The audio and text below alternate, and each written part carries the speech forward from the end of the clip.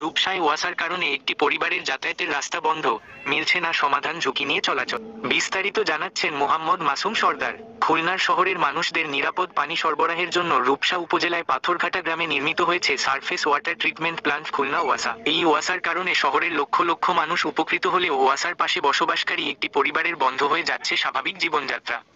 কারণ তাদের বাড়ি থেকে বের হওয়ার একমাত্র রাস্তাটি ওয়াসার সীমানা প্রাচীরের কারণে বন্ধ হয়ে গেছে। তাদেরকে বাড়ির বাইরে বের হতে হলে দুই পাশে বাঁশের তৈরি মই দিয়ে সীমানা প্রাচীর পার হয়ে বের হতে হয়। এই পরিবারে রয়েছে অসুস্থ বৃদ্ধা মা, স্ত্রী এবং ছোট ছোট 3টি বাচ্চা নিয়ে বসবাস করে।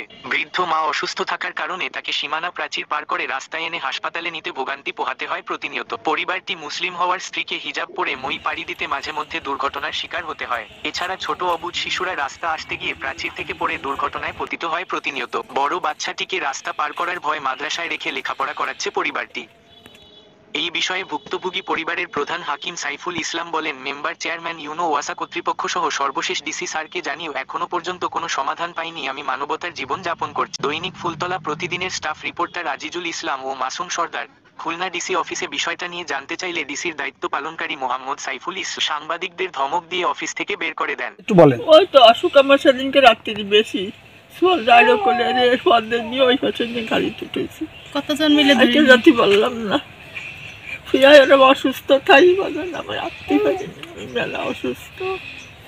ওই জায়গাতে জাতিতে কত কষ্ট হয় তার বুঝতে পারি না।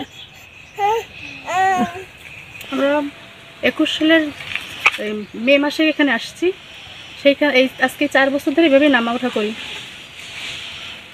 যেহেতু আমাদের কোনো রাস্তাঘাট নেই, আমরা এই ছোট বাচ্চা, আমার বড় ছেলেটা একদিন এর উপর থেকে পড়েও গেছে।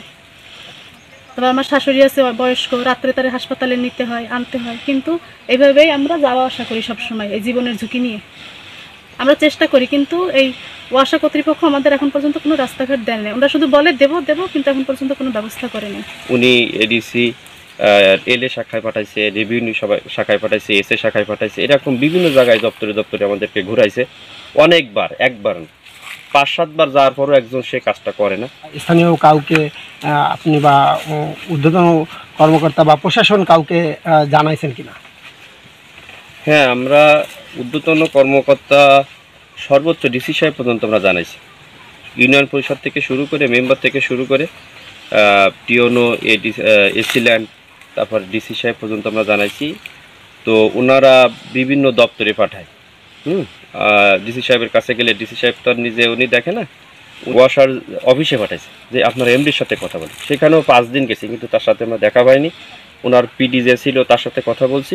এক পর্যায়ে সে বলেছে ওইখানে ডিসি স্যার আমাদেরকে জায়গা অ্যাকোয়ার করে দিছে, ওইখানে আপনারা ঢুকতে পারবেন না, সেই কথা বলছে। অথচ আমার এই জায়গায় আসার জন্য সরকারি রেকর্ডিং রাস্তা আছে, পূর্বের থেকে ছিল। সিএস, এসএ এবং বিআরএসও রাস্তা ছিল।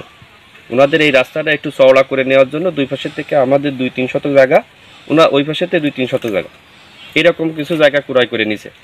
তখন আমরা বলছি যে আপনারা জায়গা আপনাদেরকে দেবো, রাস্তা কি হবে? তখন বলছে রাস্তাটা চওড়া করার জন্য নিচ্ছি, উন্মুক্ত থাকবে আপনাদের যাতায়াতের জন্য। দর্শক, আপনারা দেখতে পাচ্ছেন আমরা এমন একটি জায়গায় এসেছি যে বর্তমান এই জমানায়, বর্তমান এই যে উন্নয়নের বাংলাদেশের মডেল যেখানে হচ্ছে এবং বাংলাদেশ যখন উন্নয়নের দিকে যাচ্ছে, তখন এই পথটাকেই ব্যবহার করা হচ্ছে সড়ক এবং যদি আপনি বলেন সেতু, এবং সড়ক সেতু দুইটার মতোই ব্যবহার করতে পারছে এই পরিবার। তো উনি ওয়াসাকে এবং ডিসি স্যারকে দায়ী করেছেন এবং তিনি আশাবাদ ব্যক্ত করেন যে ওয়াসা এবং ডিসি স্যার দুজন মিলেই তার এখানে একটি ব্যবস্থা করে দেবে এবং তারা সুন্দর ভাবে জীবনযাপন করবে, চলাফেরা করবে। দৈনিক নিউজ 24, মোহাম্মদ মাসুম সর্দার, খুলনা।